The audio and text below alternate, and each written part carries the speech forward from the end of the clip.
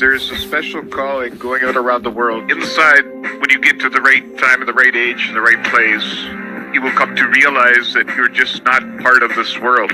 You knew from a young age that you were different from other people, that you were born with a special purpose. And everything that you would have seen in this video resonates with you to some degree, and usually at the core. You came here to help humanity. You planned this before you were ever born. You know everything you need to know. Don't let anybody in this world tell you otherwise. That's the critical point. The biggest destroyer in this world is cognitive dissonance. Your beliefs teach you one thing, but your heart and reality is telling you something else. At bad copy. Now, when you think about it, we're tuned into an information field of certain frequencies. We decode that into a reality. If we are then moved, our dial is moved, so we're decoding something else, we just decode another completely different reality. And that's what is meant by this bad copy. So, this is an image that sums it up. I'm walking outside in the sun. You don't have to be in the sun, you just have to decode the fact you're in the freaking sun. And it's the same with this bad copy. You just decode a reality and you think it's real because it's the only one that you can perceive. So, you can decode a reality of the avatar kind, and then you are fed a different information source, tuned into it, ways that I'll come to, and then you decode a different reality, what I call the ARCONTIC reality. And this, I would strongly suggest, is the fake reality that we have been decoding through what we call known human history, modern human history, and further, that we think is just the natural world. It ain't. If you can create a virtual reality simulation, then you can create an alternative to it as well, which is what the bad copy is. And you're tuned to it through something called entrainment.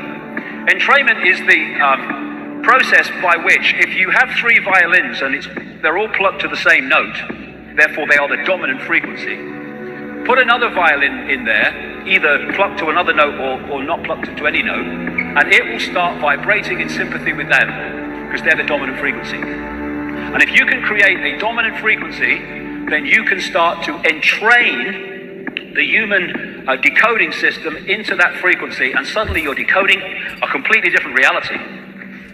And once that happens, they gotcha. If you don't realize that's what's happened. Because to you, well, this is how it is, mate. This is the world, isn't it? Well, what world is it? This is the construct. It's our loading program. We can load anything from clothing to equipment, weapons, training simulations, anything we need. Right now, we're inside a computer program. Is it really so hard to believe? Your clothes are different, the plugs in your arms and head are gone. Your hair has changed. Your appearance now is what we call residual self-image. It is the mental projection of your digital self. This isn't real. What is real? How do you define real? If you're talking about what you can feel, what you can smell, what you can taste and see, then real is simply electrical signals interpreted by your brain. What is the Matrix? Control. The Matrix is a computer-generated dream world, built to keep us under control. This ARCONTIC distortion, inversion, to a computer virus, it absolutely fits. A computer virus, in our terms, obviously not exactly the same, infecting human perception. So what is, like I said earlier, a computer virus? It's rogue information. It's just introducing into the original system rogue information which distorts their word again and inverts the original system. So if you are a distortion and an inversion, you cannot get energetic sustenance from the natural order because you're not in that frequency band. And so this scene in the Matrix was very much in line with what I'm talking about. The Matrix is a computer-generated dream world outside bounds of time and space. When you come from the heart, you don't do hatred. The heart doesn't hate. The heart doesn't seek to destroy. And so this inversion was about taking the point of interaction with the world from the point of love, heart, in to the emotions. And how do we see now our society and how people interact with it from the level of emotional response and emotional reaction instead of here? And when that moves to that we interact with the world here, the world dramatically changes. And so, like I said earlier, with this heart coherence with the central nervous system and the brain, once we get into this, we start to disconnect from the heart, disconnect from beyond time and space, and start to have this as the governor of our perception. And if you take it in a computer game terms, the idea is to pull us into the lowest level where this ARCONTIC force works from. Now, these Gnostic writings have been estimated to have been buried in that sealed jar between about 350 and 400 AD, which corresponds with the destruction of the great library of Alexandria run by Gnostic thinkers.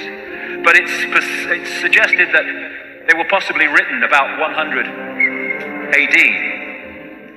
In those documents, all that time ago, best part of 2,000 years, they say that the archons can take form, and the main forms they take are reptilian entities and those known today as greys. The archons describe the greys as like an unborn baby or fetus with grey skin and dark, unmoving eyes.